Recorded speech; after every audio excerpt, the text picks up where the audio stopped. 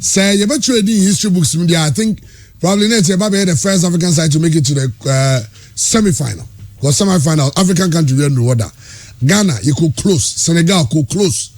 The same thing Cameroon could close. But Nigeria, the ones in Nigeria the quarter final go move though. Nigeria don't do the second round. You have a share ni honsam at the 2022. Coach Kwesiapia at the Ensemble to the technical handlers and him also invite the right players and Ghana can make it. Invite the right players. You have a Coach Kwesiapia asa akasa dia fa ye ne Portugal game boy no. Wachemu di enti ogide say ma Ghana loses that game no be kaya. The World Cup 2014 in Brazil. Wakasa dia fa home. Yaba be MTN Cup draw for quarterfinals no China and about so Ghana Premier League as so matches about so week 23 results no said is it and RTU any Brekum Chelsea ball Babara Stadium ye nyina go hesa game ni bi Bechem and so Accra Gold Olympics and so airborne ne nyina games side honsam about ni Odate Lamte ono so ne honsam aba. But of course, you say a bit outside sports. On the wife issues, really sad man, court case, sad man, you say in our baby, yeah, the details. But what do you make of the rates for Kotokone Hearts? I'm a vastity raising concerns. 50 Ghana city for popular stands, center line 70, VIP wings 100, VVIP 150 Ghana city. Asante Kotokone Hearts of folk. Ninano, the barber show on some. Christian Edu say about there. Nice one. Nice one. No junior birthday. I'm saying. No Barca come the junior and then right birthday. No 7 years. Ben party bianco so. There. Skase muko for mana. One pa. Yes, skase baze. The 7 there. Yeah, was a 5. Okay. Milestones no 5. Maybe a 10. Oh, okay. 15, 18 and 17, 21. Oh. Your own baby monumental do out to me, you know. My junior guy. I think you're 25 junior guy. What said the other son? I was anything. What said the other son? And run in the bed.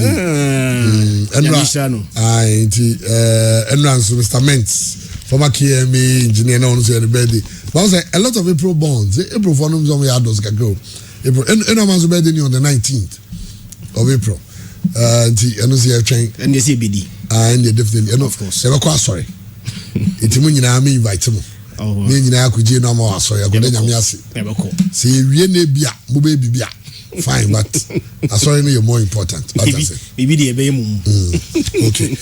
Over choice. Jamangangam. Bogo there. Yamia do me be fine. We can go ye. We can say go jai in your Tony Apia. Yeah. Yes. Over Krabiamani Papa. Oni Evelyn. Yeah, Evelyn, Mrs. Evelyn Ousu. And now Mrs. Evelyn in Siansari, yes. Now minimum cries on me. That was Memene Dano. Yeah. I'm paying for by Ura Kwesinya. Yes. And Nana Bain Anderson, former chairman for Hazakes. HSA was dignitaries football for Nankasadia was. Sibos Row Consults, Mickey Charles Munina, was a Yakuja, Coach Freddy Numina, no, there was a Yakuja, Tony Apia, and it was a grand event, and me assure say, be a large lami, no money penny for mobile, no, and him for mobile, no, be an penny in respect to the late Mr. Anthony Siansai, such a great man. So it was a great weekend. Of course, week ways to Champions League football or into results by over the weekend, a possible reflection on the Champions League and of course the Super Clash. Had to Kenya win over Mediama, very difficult win. Asante Kotoko dominant against King Faisal.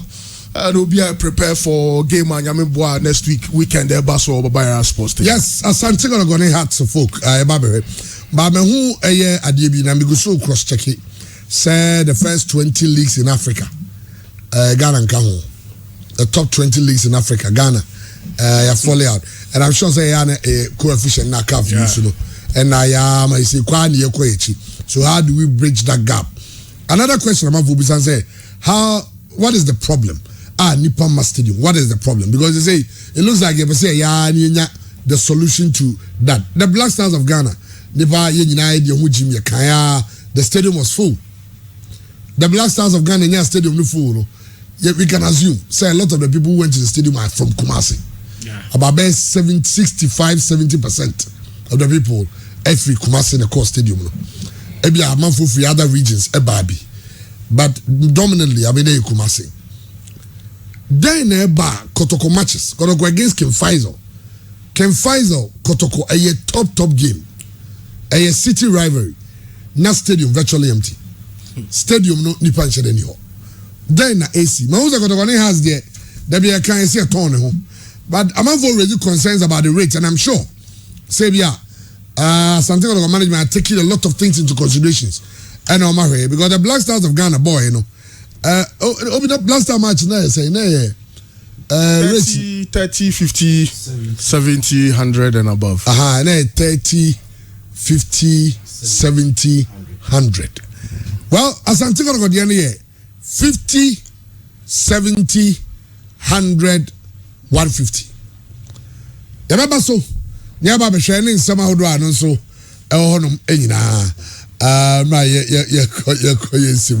You're ready with Coach Freddy. You have a kind of Coach Freddy last Saturday and Obasaba. He said, I'm for questions. The last time Coach Freddy did how I was say, yeah, players now. Money to come and play for us. How to go about it? Also, Sabi, never was a Ghana keke. The train you might be breathing in Ano. You be rumble Babusa, Chris and then to Chelsea. Meaning him say be international break in among players in call international break in here rust you can basically Chelsea. Explain because not Chelsea enya outside issues there omoton team no Abramovich call one baby but Chelsea kept winning no winning right after the international break na Chelsea surprisingly now Tifie now lose enye team bia say Brentford no cry say Brentford bombardier team share I think say at the start of the season, I'm gonna say Arsenal 2-0 there.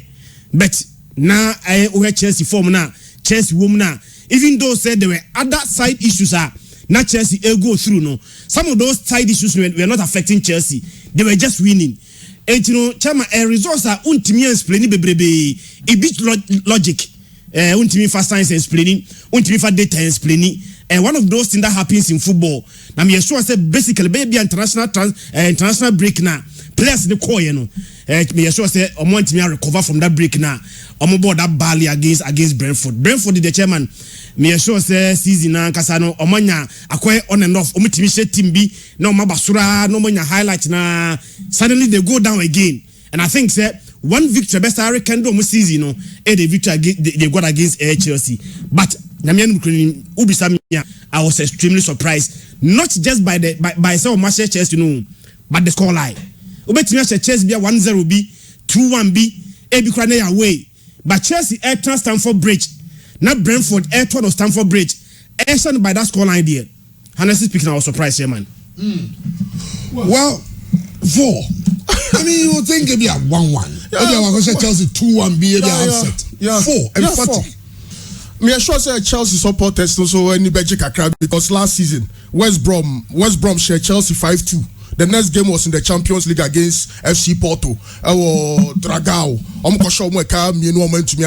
So maybe this week against Real Madrid, lose to Brentford. No, they might just say the good old man is back.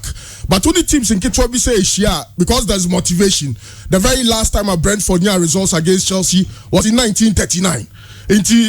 Can you over to me kind of number of years Brentford in your results against Chelsea. And again, this is a Chelsea side that only lose a game since 15th January. That was against Man City. And this score line, so no, Chelsea recorded a loss 4-1. Say since the 3rd of April 2021. It's been it's part of the game. It can happen. Now, say Chelsea players, no, especially obviously Edward Mendy. Very bad day. Say N'Golo Kante nya bad day. No Zampa. Chelsea team no but of course Chelsea nya good start. Great goal from Antonio Rudiger. Now you say Chelsea Babe dominate nya the results up. But a lot of credit to Thomas Frank. occur in a 3-5-2 formation into two center forwards. Ivan Toney near Brantier Freno Mbabu. Sani Amrantian because Chelsea is a system to a 4-3-3 into a back of Silva, Rudiger, Alonso, and Cesar Spilicueta. Now, Chironi no crano memory that nam say Thiago Silva and you know born him. It's make sure about them. Thiago Silva they share 6 on. So how is it possible? Say you say Chelsea is so almost strength no or mature problem ni anymore because Timo Werner starting one fan for so be am right Chelsea. Lukaku so free bench by and so to me and so much of an impact. But the off the ball runs. So they're for the third man runs because now Chelsea for are concerned about that's Mboma and your branch and Ivan Toney, 2 number 9s and Thomas Frank and a branch friend Christian Eriksen. Fantastic form or sign him out Brentford the national team or share goals club side or share goals and a branch Onya the man of the match Vitali Janelt a branch into Ubenya Nordgard or no boss 6 so in a 3-5-2 formation or 2 attacking midfielders almost strikers occupy Chelsea Mrantena be running into the box of Chelsea. Senior Chelsea concede goals because you concede 3 goals in 10 minutes. A whole problem kakrawo. But Obiadim say, "Oh, check it Chelsea last 15 or so games So Chelsea be shot 3 or 4 goals Now FA Cup, Carabao, but league now muno. Differences no shut down to 2-1, 2-0. Goal scoring your problem at Chelsea, but truth be told, one of those games because Edward Mendy, N'Golo Kante, Thiago Silva. Of Loftus-Cheek. I mean, the people who say Loftus-Cheek, Gina Chelsea central midfield no. Now me crash me later on or the Matthew even Matthew Kovacic ball. Sorry, Matthew Kovacic but he N'Golo Kante frame Loftus-Cheek ball 90 minutes in. Well, let's see how they'll react against the almighty Real Madrid in the UEFA Champions League. Last season, West Brom show me kanuma mo team no. Share Porto twice Champions League no. Maybe. It could happen. So Chelsea lose 4-1. Real Madrid the free, which is practically impossible. But oh yes, Chelsea home and away. Chelsea home and away. Oh, this season, not Chelsea, no. Chairman, who team new ra? Chairman, team for sale. Oh, I've had Frontino Perez when you break. Chairman, I mean, the build up. It makes the build up for the Champions League quite interesting. But Sir Edward Mendy, Thiago Silva, N'Golo Kante, Cesar Spilicueta, Sir boys na nyomude Kai Havertz, Beshego, Nia handball. It's part of the game. I guess Chelsea supporters but just difficult times for the Blues. Very difficult times for the Blues. Great job with okay, Bibiansana. Andy the okay. What a game we are expecting to watch on Sunday. Liverpool versus Man City. So say I don't know the title. Yeah, whoever. But if ever Man City, the game is a draw. Yeah, if ever and now we have Man City fixtures now. I think sir after so many Liverpool we are. The run of air fixtures now for Man City a bit less difficult for City than compared to Liverpool games now. Akano. But Chama, what happened to City? Mekai pass City Chelsea on 15 January. Now City lead the Premier League table by 14 points. Even though now Liverpool have 2 outstanding games to play. The Liverpool Iron say okay, I'm not taking lead. We can only challenge the league by winning all games so the Liverpool say they are winning every single game that come their way. And Man City along the way lost to Tottenham Hotspur. I think they also lost to Crystal Palace. And a mass have points now from a 14 points lead. And they about 1 point to pay. 18 on Sunday. Whoever wins that game probably know the English Premier League. Now how disappointing it will be for Man City. Say at a point in time, what to keep bare 14 points lead. Now, I'm a Liverpool to be sound who I'm a league nephew with them. At their Liverpool enemy, and say over the years they've learned how to finish the season. 2 seasons ago, 14 games to the end of the season. Now Liverpool winning 14 games in and so far the last 13 games at Liverpool in the Premier League, they are yet to test a defeat. So Liverpool do what now 1 point to pay and how many do what they are. Me assure say even though Man City 1 point advantage, pressure e wo musu ye papa na me hwe games na kana nyame aduma City bo Liverpool we on Sunday na ni home games na kanu obo Brighton wabo Newcastle United no abo Aston Villa na akọ away to Leeds United West Ham and Wolves sa games na kanu what you compare Liverpool games na kana as a Liverpool a much more difficult game to play after Sunday game Liverpool Manchester United and United might not be on form but say United any Liverpool body you don't know baby Manchester United for the form free they try as much as possible say Liverpool intimidation or both United we are there's also many Everton and so him say Liverpool any Everton so no more like a derby bibia timisi no about Tottenham Hotspur the last 6 games at Tottenham Hotspur about the chairman or winning 5 so Liverpool has our game against Tottenham Hotspur now honestly on form no na any games about fie about United about Everton no about Tottenham Hotspur no about Wolves away to Newcastle and Southampton probably Aston Villa and to fixtures na kana say the betimi agi league ni obe win Sunday no enya an advantage there but me sure say who have fixtures na kanu any team more likely to drop points I think say a bit my Liverpool say even though they may win on Sunday but fixtures na kanu it is more likely say they may drop points at Brian or many City bobo on Sunday. Well, Chairman, say Liverpool in Man City situation now. Yes, you can confidently say Man City on the challenges kakra. But I think I was say man Liverpool a lot of credit. Yanko echi kakra na yanko the 9th of February. Man City share Brentford the come no man tumianti. The next day the 10th of February be bosumi baako mienu atwam yayi. And Liverpool so tena fie share Leicester City come mienu ema mo team baako. Sorry, it was same score like 2-0. Enti now points difference no as at the 10th of February. It was that difference near 9 points. Chairman share somewhere Jurgen Klopp ekanye. I say my main kind of Prof Kasem. Say Jerry Subamaya sa interview was okay. I say I'm not sure we are in a position to get them on their toes, to be honest. But it's not important in the moment, to be honest. Actually, if we had no chance to catch them, if we had no chance to catch them, will that mean we shall not try to play the best possible season for us? I can't see that. First and foremost, we have to win our games, our football games. This football club is massive. So as at the 10th of February, now Jurgen Klopp na ka say that be Man City for boy your mu boy there. A bad dance a bet you mo.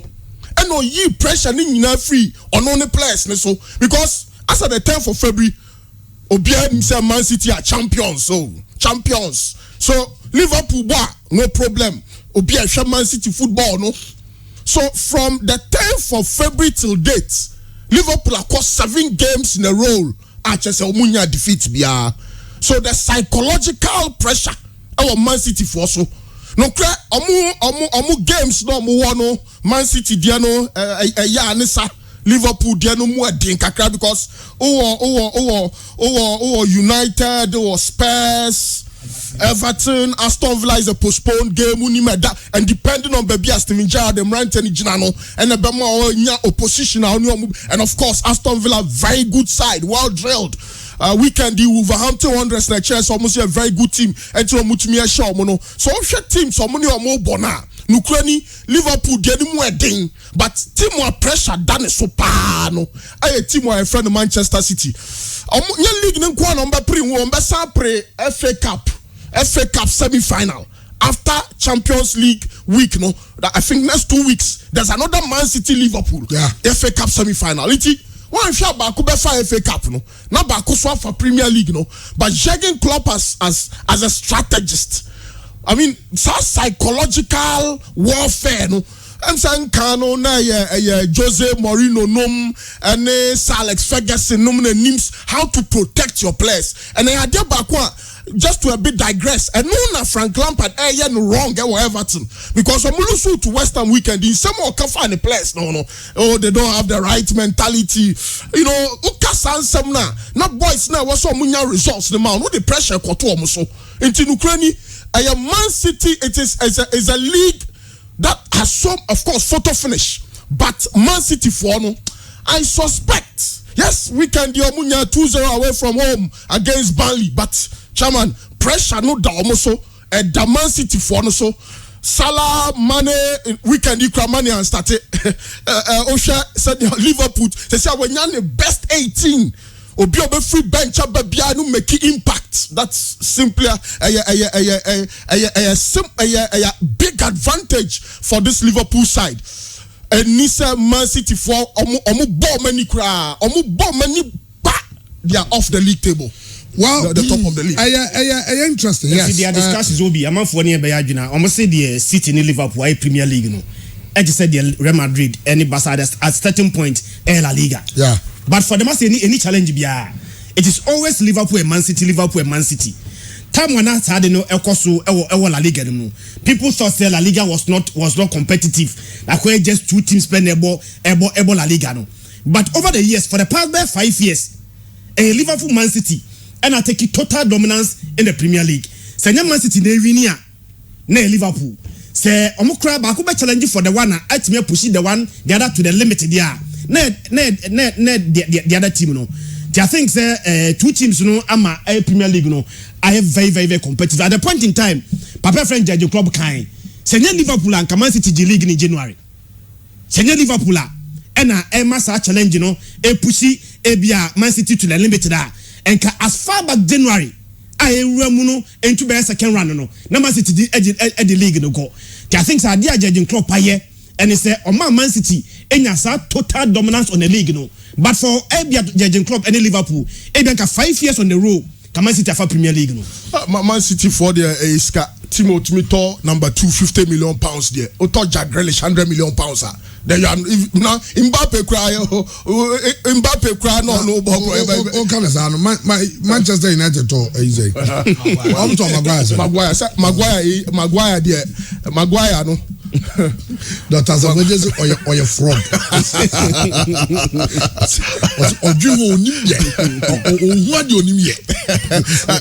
I think between Man City and Liverpool, I think Liverpool have a better football project. Say football, no, because apart from losing Gigi Wijnaldum, play a bien about Man City on click here. Pep Guardiola or the Otamendi, no Nicolas Otamendi, and what to players power Pep Guardiola players Pep Guardiola at all no, but Jurgen Klopp, even Obitse Mo Salah, the contract extension, grano, he said no missing stretch a brandy, Paul Pogba Giskache Mo Salah. Calvin De Bruyne, just Raheem Sterling, Munina, Giskache Mo Salah.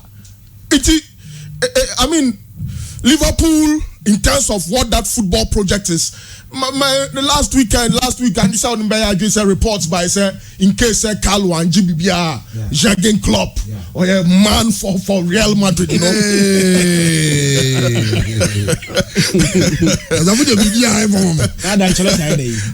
Ancelotti in case one GBBR. Oh, that of course, Real Madrid, yeah. You bet you come. So Liverpool have done a brilliant job. Mama league ni moya there and Ukraine Sikaya ye Sika now the right man for the job. It's simply about getting the right man for the job. The only problem for Klopp is pressure no or touchline no pressure no management no. But I said they was revitalizing the career of James Milner. Fabinho no a right back or Real Madrid no bimbo. Yes, so called baby in Portugal. Why I said Jinan now so okay. And we can do share Diego Jota first goal. No, now just saying Joe Gomez on your centre back name. Oh, Liverpool is such a delight to watch. And about Tamedi no hands on a paper back. Okay. Emerick Laporte. Fernando. The Portuguese boy. Fernando. Luis Diaz. Yes. Ruben Diaz. Okay. It's a pep project now. But it's going to be an interesting one. But let's not forget, Fangaro say Maguire came as an earthquake to shake Man U. They only just shake on foundations. They say they may not play Okay, you say Tuchel divorce no so affect you and affect you. It's not results. Two different things. Okay. Separated is different from divorce. Separation. Yes, separation. Separation is different from divorce, of course. It's a chance, there's a coach in the wife separated within the week, Yeah. And team knows owner knows is a yaji team. Yes. It's almost piscaka to and Chelsea supporters so a year protest against the Rickett family. On the Saturday na Baker. Also on the 8 footballing reasons by the intent because of the yeah. Also at the commitment in Swaba. Rickett family. Yes. Okay, and do the favorite mama. Yeah. Also the 8 commitments. Our pledge to the Chelsea supporters. Okay. Say omo makwine na omo meji team no. Now, Ayareba mi ahe omo commitment in chairman in the 8. Make no change to the club's name, badge, and crest, or Chelsea blue without the consent of supporters. Omo nye change beer to Chelsea identity without their supporters. And also never participate. It's live on Facebook, live on 1HD TV. But also never participate in the European Super League and always protect the integrity and heritage of Chelsea. So say European Super League no more moments aso omo mobi. 3, commit the resources necessary across all levels of the club to continue winning trophies. And that's said Chelsea when it shows on between top players now Chelsea are ordinary team no. Also put diversity and inclusion at the heart of the club and fight against any form of discrimination or inequality. Create an advisory committee with diverse representation to ensure our decisions are informed by a former men's and women's first team player, members of the CST, there's Chelsea Supporters Trust, and Chelsea pitch owners and influential community leaders. Well, as one more can you say Chelsea fans, almost concerns almost raising with respect to the takeover. They're going to maintain Chelsea standard, no. Supporters and so. Well, and it was well. Now, Chairman, not Obika about Abrantia friend Thiago Silva, the performance on the day. Now, Unimsa Thiago Silva and the wife Bella Silva and Yanye, especially no Theo commentary. Or see a semi commentator and a cafe de Chrono. Nanyanye into a game na Bella Silva and Sukoye video. I was seeing farmer commentator now on the day. No, I admit in some cafe de Chrono. Now, Chairman, you Bella Silva and some Bella Silva, then you bet, but or no commentator near no video. I don't know, so a video. Oh, or then who but twice him. On say, anyway, kind of 70 feet. As I'm commentator, I don't know, Maninka on the beach.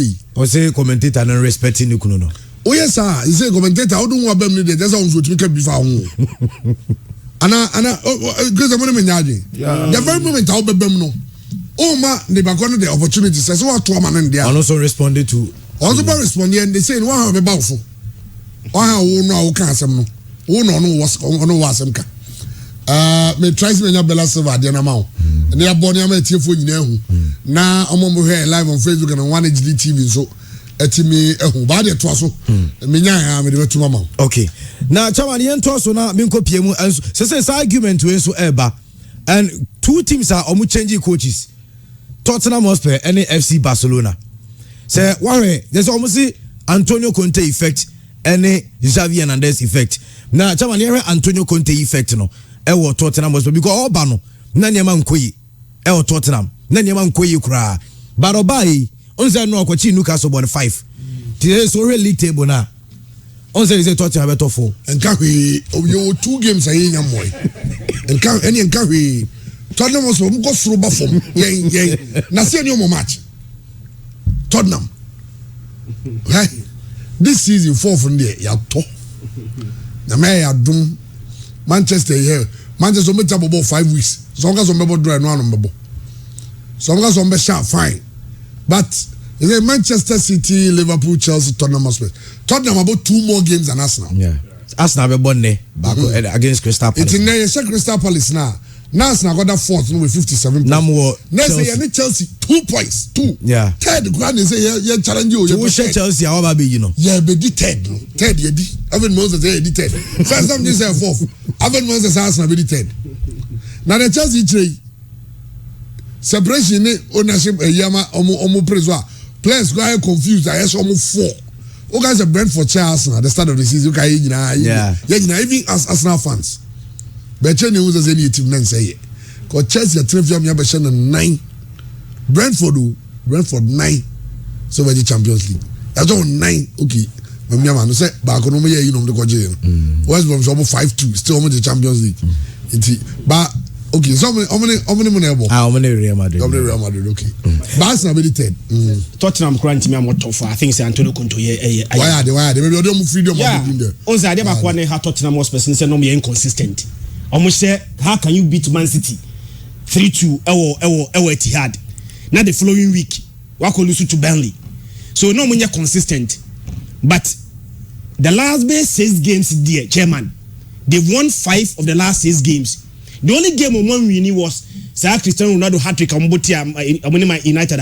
United shown by 3 goals to 2. No. Apart from that, chairman, I'm going to share West Ham 3-1. I'm going to share Brighton 2-0. I'm going to share Everton 5-0.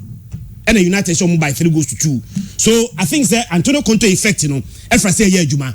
Now they come in here, Jino Pan, say, akwa team a the first goal na babu and from a losing position since he came Tottenham Hotspur and 14 points and the most in the Premier League since he came.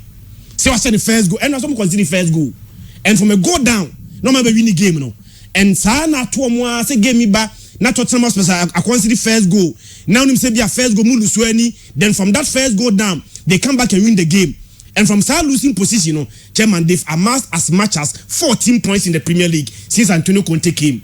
So they might not even qualify to play the top 4. But I think Antonio Conte, baby, I know more than the while list you more the jump, you know, a huge. Well, okay, Andy. Was it Thiago Silva wife? Yeah, Bella Silva. Yentieno. Now live on Facebook on Young Channel.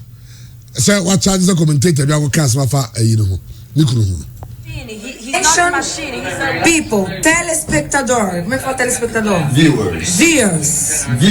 Viewers. I'm here in my box, Stamford Bridge.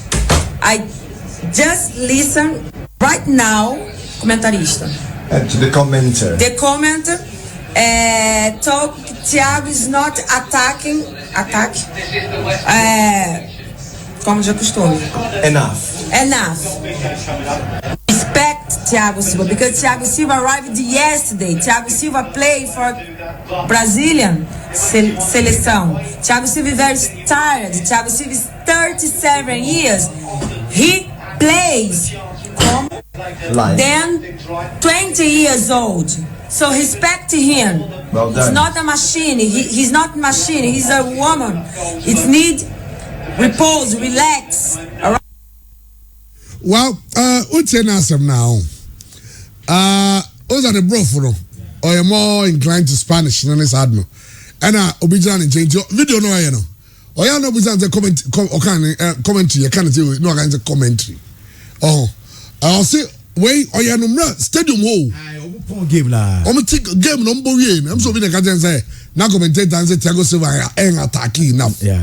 Na yere no kwa ze what is asem no na Thiago Silva bomber Brazil a day before the game no buy you Thiago Silva 37 about ball since he was 20 professional about professional football since 20 37 years of his football friends say 17 years of his football so on your machine he's tired. That's a no. I wish you would be a down for no. Sometimes all come but it's good. I mean, that's a woman who protects her family. Okay, the cross someone no baby. Chairman, you heard Conte effect now. You heard Xavi so effect of FC Barcelona. Okay. Now Xavi the chairman enya on the pitch in kwao. This is the dream. Be not Barca kwa kubo game. Reception and Mr. Barca nya no munya. But Enra at the time when Barca arrive at Camp Nou, supporters are omukogu kwa Barca ewenya classico. Barcelona Sevilla. And I know mobile 1-0 no. Me sure say this time there we have results in there but the performance now. You need to be convinced Barca is actually back. Na Barca back in there. Abrantia o make change, o make effect, you know. A 19-year-old boy Pedri. Come and go and watch Pedri's goal. An amazing goal. Similar to goal no say Istanbul no against Galatasaray. Yeah, Jeremiah saw picture no. Very beautiful goal. You need to create a space. Time of creating space. Edame born in the senko born at that time na. And can defend no blocky ball no. No start chain ball no. And also place ball in that water. Now this season Pedri as a 4 goals at the Barcelona. So 4 goals now ocean in nanum. A very key and critical goals are and they make the difference. And me sure says here into the future. A brand to bet me develop it. I bet me about Boabasa into the future there. I brand to Fenner Pedri. An amazing talent. I'm for this say a generational talent and 10 apart from Pedri now or no making all the difference, you know. Jirapike and Ransunya, an amazing game. One of the best games among us Jirapike, Ebama Basa, Enra, Abrano Sia against Sevilla. Oni Arrojo centre back partnership, no. A delight to watch. Dembele all of a sudden, said the reason why he went to buy him the first place. Season way, Dembele, Adebakwa boy party said Dembele afedie, he's very fit. And yet Dembele now, no about 2 games, 3 games no plan or chain. And Dembele stay fit in the chairman. One man 10 assists in Dembele at Barcelona. And I think sir, apart from Pedri, all the other players seem so much improved under Xavi. And Tinadebako Xavi as said about 2 players be a chairman. Now they were dipping. They were even unwanted. But at a point in time, not Dembele, Yavisono. Benes, Barca supporters standing ovation. That's the improvement has got for Dembele. Yeah, wow. Standing ovation. That was a great one. I would say Man City fans are charging. Come to Obi so top boarding. Say fact. I say okay. I say club. Check it. Listen saying 68. Navigator 55. Fabinho 40. In Germany ato say Galacticos na mudi this kind of building in Germany so anyway that any fans no and so they are what bana as I say the answer Barcelona just say Real Madrid sleepy and Jawan Barca for focus your Europa League ni dey afa League Madrid Real Madrid ya ko share Celta Vigo or Baleados without Carlo Ancelotti no e be dey watch me have league na free ensem ya league no Europa League no more no more nyina yeah league hot there so I'm sure gaming hand now no chairman Real Madrid league there any problem or league the man any problem season when Madrid lose 3 games any problem or league them for them losing the other teams need to so for Madrid to lose the league they need to lose 3 more matches they've lost 3 matches all season I can't 9 matches how do you expect them to lose 3 matches in the next 9 matches I think say almost impossible the league is done yeah can't managers or making impact your managers who are nukreni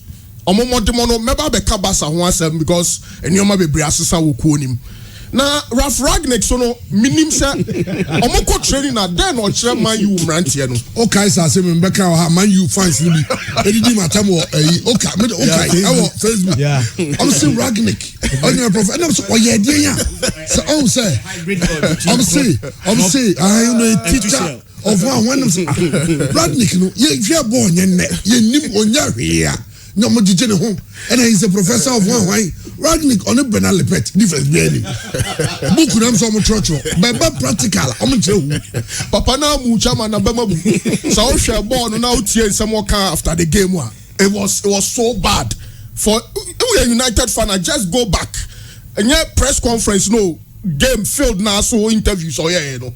Oh, let's focus on the next game. We are just say in some more cano and young man you in some was ultimate and maybe the ball force 9. And no Bruno Fernandes score balls have force 9. So force 9 now or the ball against Man City 4-1. So team no I'm say one bisa can tell us na start here and I'm say Matic but we no na changes kakra wom. No kwani say Man United bobo ko no top goal scorer.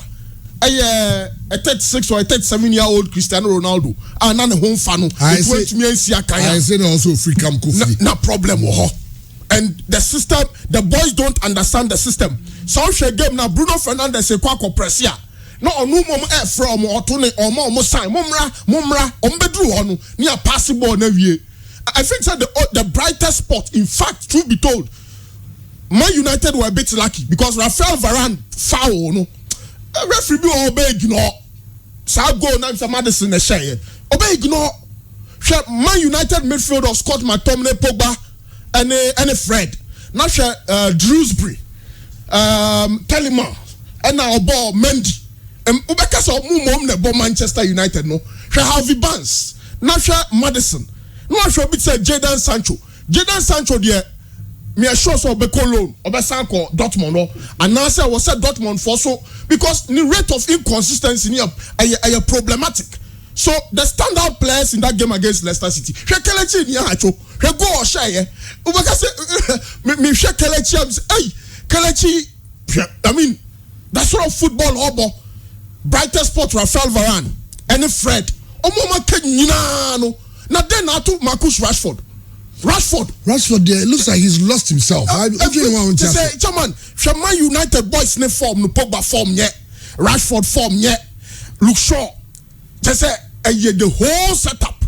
And bring back Oli. Man United problem, which I'm saying a brew coach in so. They need a Zidane. Because they need a coach. I'm not sure Zidane can fix it. Van Gaal, Jose Mourinho, Ralf Rangnick, David Moyes. Chama, I'm saying problem. No, Van Gaal kind. It's a commercial club more than a proper football club. Because yes, commercial in the sense, Koto Igalo, 6 months. And I'm the town justice for Nigeria because Nigeria and the biggest population. In fact, you free Brema England. What I'm saying, Nigeria for crown the doors. It's almost town justice nipa. Mr. Jadon Sancho. I think they are just buying almost to talk and coach no. Where the chairman, Man United fan at this material moment is the most difficult time because they have football normal bono. Oh yes, Chairman. The professor. They know, yeah. Obviously, okay, and maybe Nigeria Lord Africa kind of. Obviously, politicians, you know, so we were being wrong. As I'm being no Troya, who defense and to change on Abena. You need your way, so we say Ralf Rangnick, the professor of one wine, and on a year, Leipzig, and oh, yes. Nasa teta de chen. Also Man U parties is about to kill 18 months. I say maybe a Man U na no money. 18 months. 18 months a year and 6 months. Chama no cry Man U dey ni some qualify for Europe cry. Sani Arsenal. Who say Arsenal Europe na man corner na aboamu. Antonio Conte so Chelsea mrenim no. O man qualify for Europe. Om dey share team no. Any some qualify for Europe. No mo dey samre no. Etina fie bo FA Cup ne Carabao no. No mo dey share team no. Chama United na yo. Enye Harry Maguire who na. Utum say ni moral of form enye chama Man U ball ne there. Especially almost central midfielders no. It's so bad. And that's the difference between Barcelona and Manchester United. Barcelona no wa recover Mrentie bi, Pedri, Dembele anya form nko no wa recover no, ni suban na nkasa no. Branton this time, say you see pressing, say you see running, ni suban asesa. Obi ti say Ronaldo Aro, form obo. Say pass a bomber jam who say Daniel Alves jinamu a na me yemashame because he's the type of player on pelus into a force one more ball no. Frankie De Jong form, Sergio Busquets form, who again central midfield no ball ped yes. Even Ferran Torres, Aubameyang or your rejected package. Yeah. Arsenal for Janequine. Wakotini pay so I'm a bassa for afano. Ball Aubameyang elbow. And when I say test again your mistake, one mistake be latter part of the game, but generally Barca team no. So if you make an argument about the international break, then Barca will make nonsense of it. Because almost so international break nibi. But she ball a Barca for weekend, you Sevilla, she ball a boy. Of course, Sevilla goalkeeper no Bruno, such a saves a Bruno, yeah, one game ni muno. Na a bro joining tiasia so obit say one Jordan and Jules Koundé. Super performance, but say 72,000 spectators APM our the Camp Nou. You know, sir, certainly Barcelona will get the results, and that's the difference between Xavi and your opinion friend Ralf Rangnick. Asante, Virginia, say looking at what Zidane did for Madrid and what Xavi is doing for Barcelona. The question I keep asking myself is, into Manchester United, into Manchester United.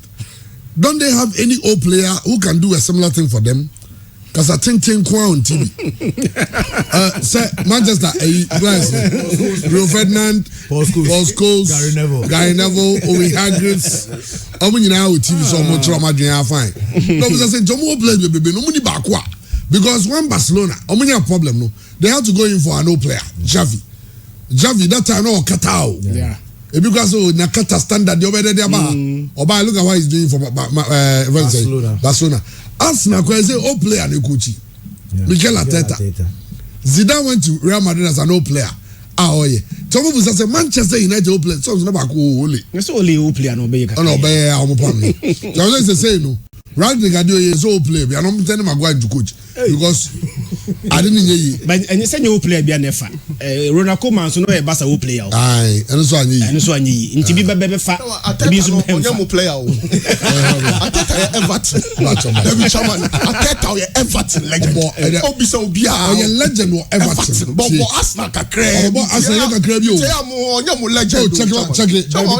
Me kai se me chama almost start here na nkoyi no. Na say mo legend na was legend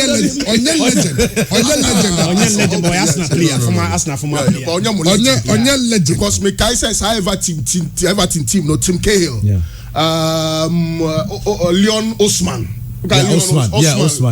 Leon Osman Yakubu Aigbeni sa Everton team no one biom more players but yanka entry me about Everton from 2005 to 2011.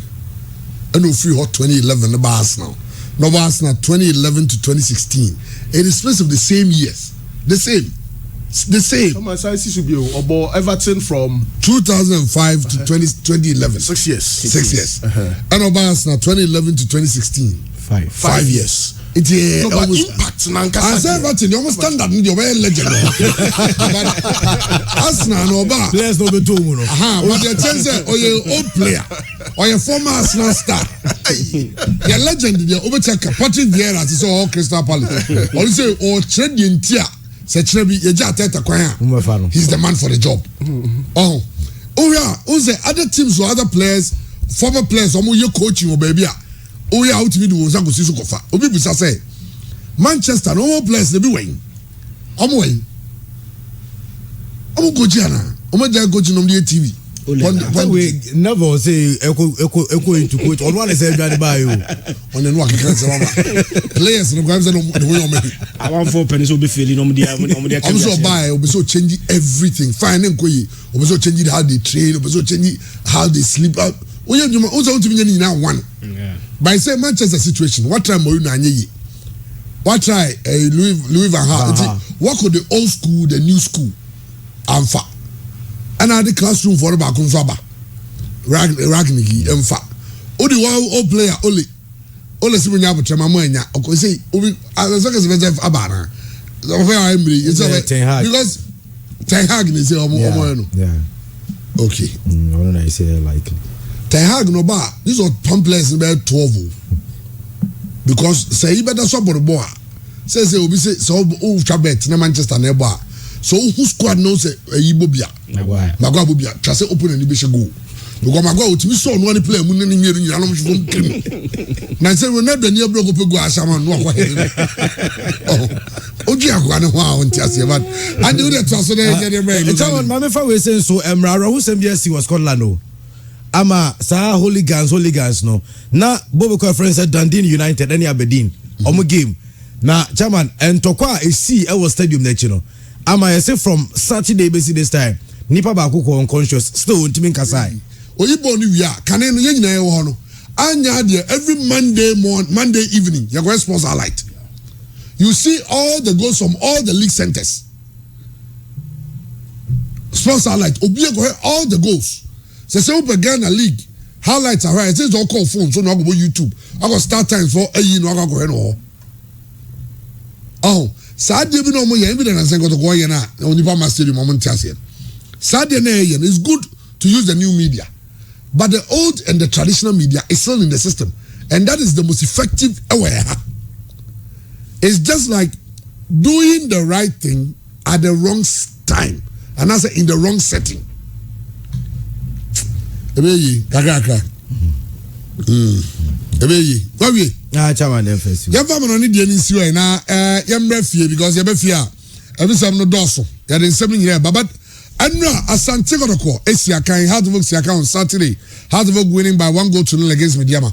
Yan shots on Saturday they Hard Work game no. Highlights no. Any wholesome. Also well. Caprices sports because sports presenters don't talk about Ghanaian players like before. You think that's and also it could be a newspaper. And a radio buy and a radio be taking over. Radio and TV. But now even radio is more effective than even TV. Because people move with their radio everywhere. Obi alternate phone, obi at the office, obi be radio, obi TV, you need attention because we see the trust here, but need to obi timeti and all that. I know, but how do I me foster Anna Junior Nana Naya? Omu waina over a chance to watch Ghana Premier League highlights. Chairman, I want to ask you, but the blame say the media doesn't talk about Ghana Premier League enough. No, Chairman, I think say we talk about Ghana also Premier you League. Talk enough. About it, but you don't highlight the players that much. No, but the players are even not available. Players normally available.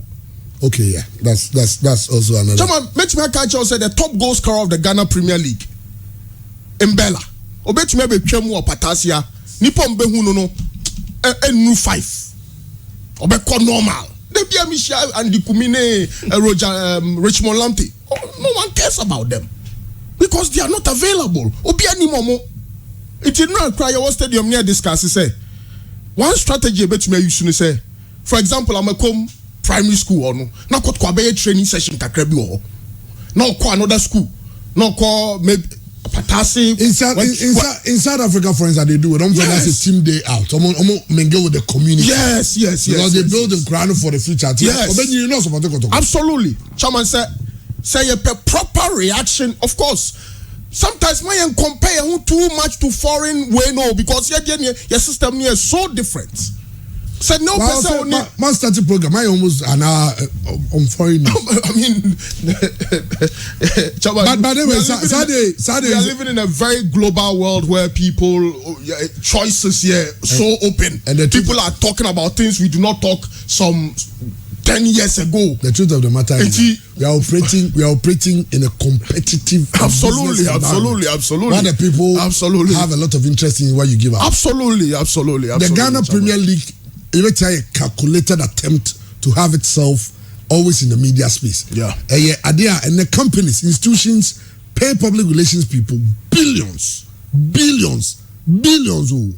When you go to America and those places, they don't joke with public relations. Yeah. What you may also say, make sure say the company or the product will be discussed in a positive light. What you may say, make sure of that. And Lutina, I say, you ever say Nestle for boss about. And I say Dr. Kokoti, or to Germany or to Ghana. And if you don't go next level, walk Kruma see. Maybe you are Bagana, I'm on for car, don't go next level once and papa. That very day, the person in charge of public relations will be sacked. Yeah. Because it means you're not working. Absolutely. Day in a year yet to make our players popular. Yeah. 7 previous. And then even to get a Premier League official to interview him, it's a problem. A player who is popular. Fabio Gama in any interview. The work now went into it. He didn't have Fabio Gama. That day, Fabio Gama dominated the headlines for like a month. Imagine, say, Mbella, then Mbella, you create a certain buzz around him. You're going to go play on billboards, people see them. It makes them popular. Absolutely. The next day, we did not talk about a single foreign news. No crap. It was all going to go house. And it means that some you can dominate the headlines. What are you doing? And also interviewing Bella. Hey, Chairman.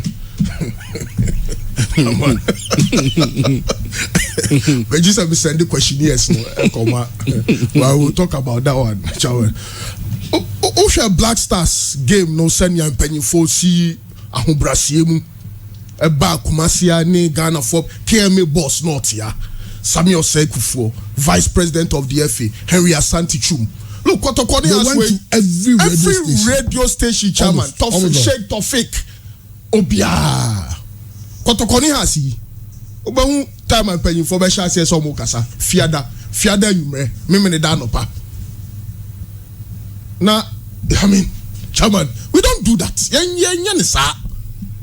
Oh, now, well, social media is relevant, but in our part of our world, let's find African solutions to our own problems. Exactly. Let's fix the problem. That is let's the find thing. a nice way of fixing it. Because will be in an argument about I feel the Kodoko management, they are doing almost brilliantly well.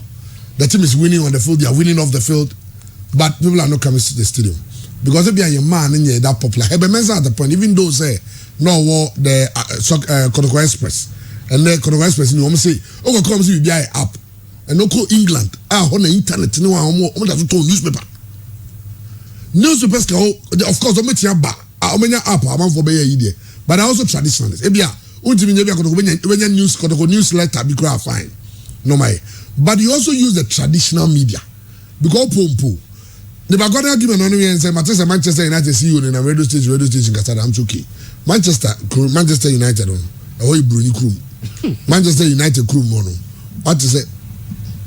Okay, we go now for police. After Manchester police, you know, baby, say then they win you. What talk about agenda? Some Manchester police, you know, say now going. Say now go sa. A bit hot. It's a hundred years certain no. And you're totally different. We should get there. Not that we also do that level, but until we get there, we use the practical ways of solving matters. So when I got the Twitter, never publicizing the matches. That's the crowd you have. Because a e-publicity, no more say e-viewing. So they will watch it on TV. But how do you get people there? I'm expecting Mr. Kodoko management, even if he has to take the CEO himself. Herbert did it. Pokunti Dems did it. Dr. Keke Support did it. People have done it. It worked for them. Kodoko CEO and his entire management, they can get the house of work management also involved. Even if they have to pay for their hotel to come to Kumasi. Yeah. Serbia, Opayado, you know, Sunday house, on maybe a Friday. Yeah. But we want you in Kumasi on Wednesday to come and help with our publicity. Yeah. Then you move from radio station to radio station, radio station to radio station, talking about the game, and 2 posts to so. Then you appeal to people to come.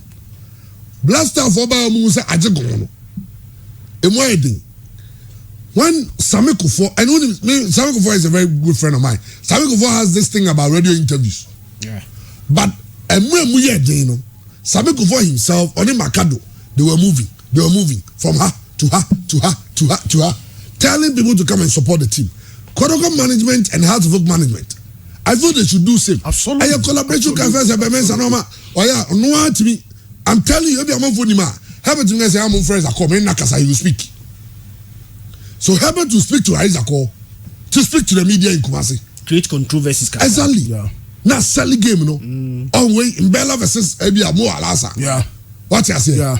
Mekaido coach who play the Eriba Queen. Yeah. Yeah. Saturday me say no. Bella versus Mo Alasa. Yeah. What you say? Yeah. Say, even when on him free that kwado mo fans and Matthew no House of Work fans no.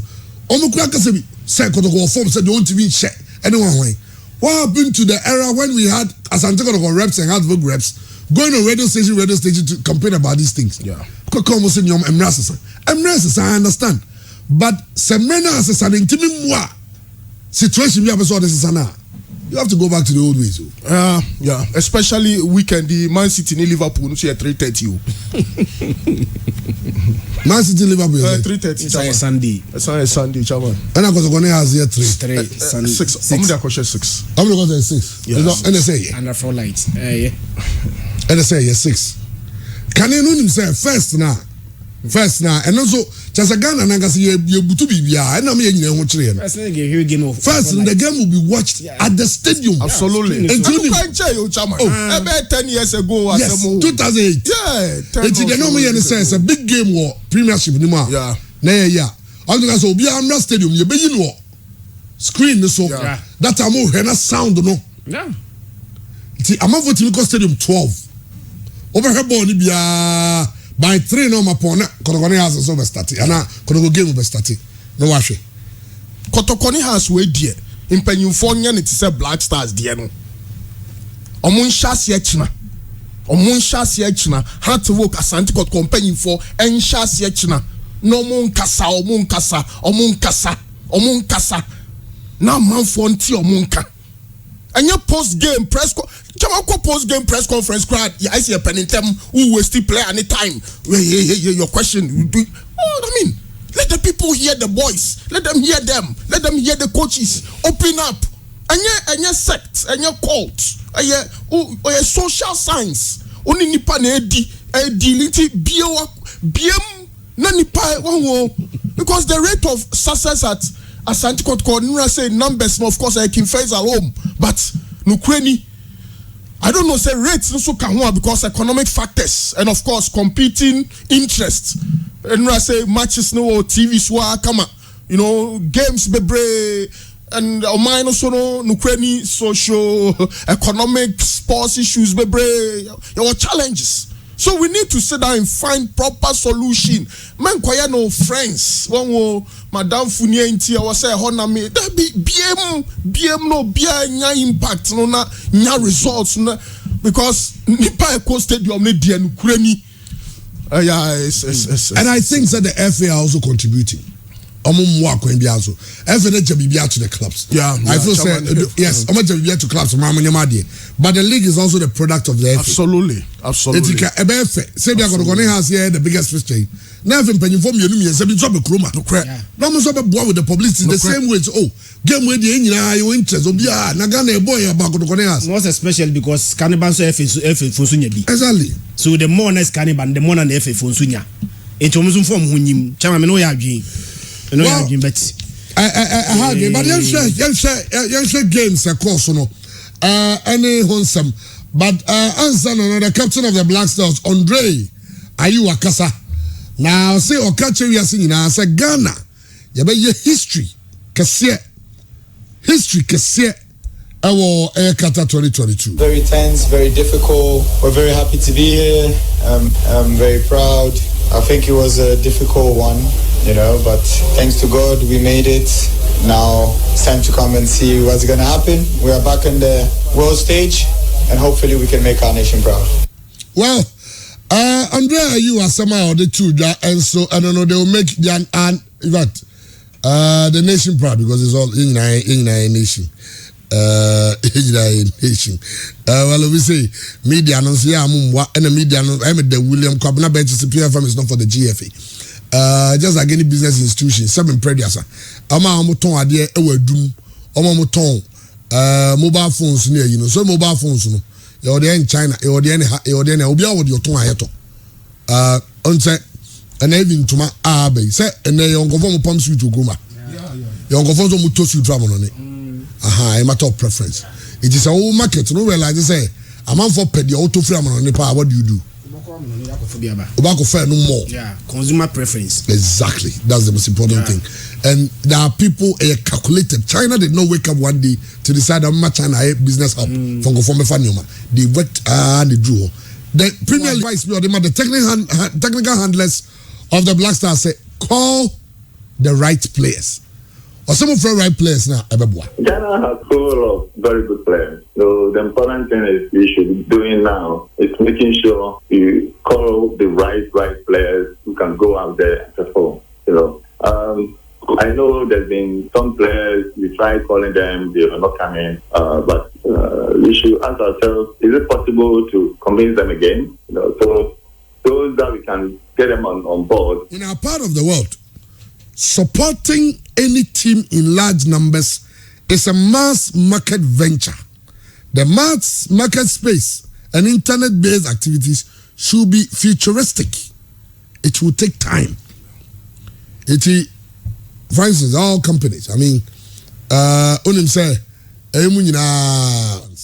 with Chelsea fans, 2,000. So, communications manager, they don't even know. Public relations officer. You might not even know. But it's about the players, And there are programs crying some year my players near you.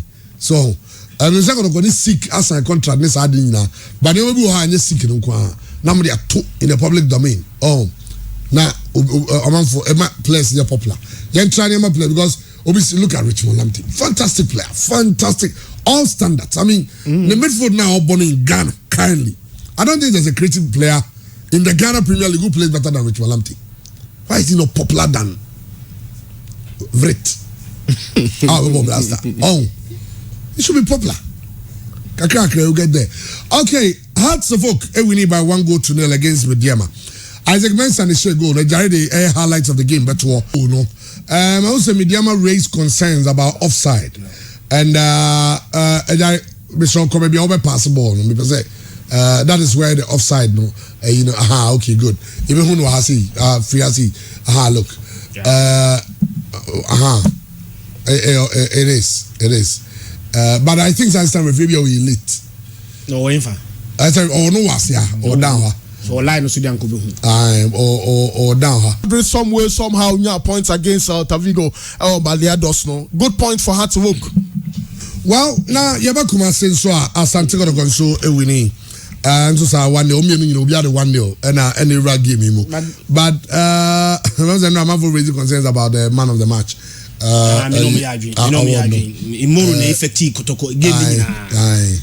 Look at the goal Imoru share. And he hit the crossbar back. I think you're very good at set pieces. Yeah, very good. They hit the crossbar, then crowd watch this in the share. Yeah. And a hit the crossbar. Technique. I think say Upi player onya proper effect on the game one. Still against Brekum Chelsea. Chelsea, I say this is just some. Yeah, I'm only the only Ghanaian team at this season. This year, 2022, Omu lose match. Oma unbeaten 12 matches. Oma winning 5, I draw 7. And the Brekum Chelsea need the only team you see 2022, 2018 clubs no. They won't lose match this season. Brekum Chelsea. The last time we lose here was against Haas. Cape Coast, 29 December 2021. Now outstanding man. Now has a African chair because share free gym. It will go see Cape Coast. Now has a show 1-0. Since Sa match no, and now they are Brekum Chelsea. Lose a league game. But Babanya sponsored them 2 teams in Abo match da 2012-13 time R2 ever call relegation. Omo ye enyama won samwo tamale eme bane wom similar to we are ombebo Kumasi Chelsea beat them 3-2. Eda no eye kwam yima no kwamna and share first goal. Sa branch ko ball eye Techiman City ne 11 wonders nyina on share first goal.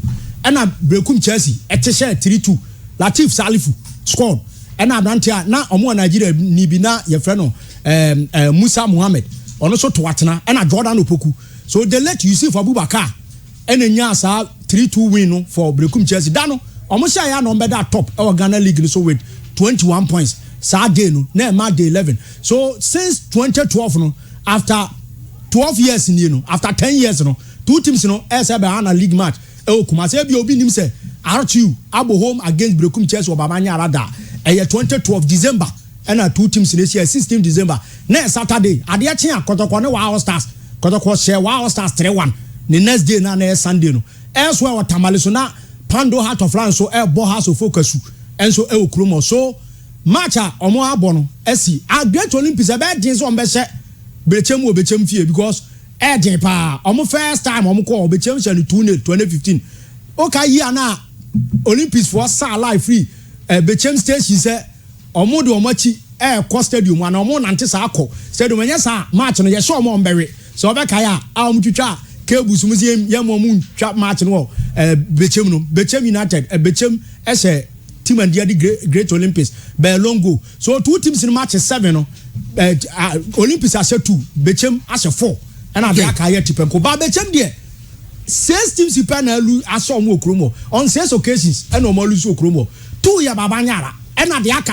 no eye kromo so 8 matches and no molusu home tie be pa but enu no and eye unse say Kifesa abo home wo Kumasi a the last time akotoko share Kifesa wo home e Kumasi stadium no eye far back 2004 so okay last 86 weeks and no share it was a good morning bright special greetings to you and your panelists. Operation 6 points for Brekum Chelsea. And that is against R2 and King Final Babies in Kumasi. Greetings to the incoming constituency chairman of Bantama, Bernard Amufa Jantwa Japs. With Sami Akwaba from Japs Pub. Sami Echao. On a maintaining and then can be also lucky games. So, Ebame Kahon some. Na Abranti Bevana Kwesi Abua, YB. Ovashwe Ndiago akwesi ye chair pa Primal Runners ene yon komo e de magana nyina. Prince etiwe. Yes, I share my head. I see bebre. Sim say Primal Runners dey obi ate Primal Runners nka. Juma ye ne say ye dan ho adwuma.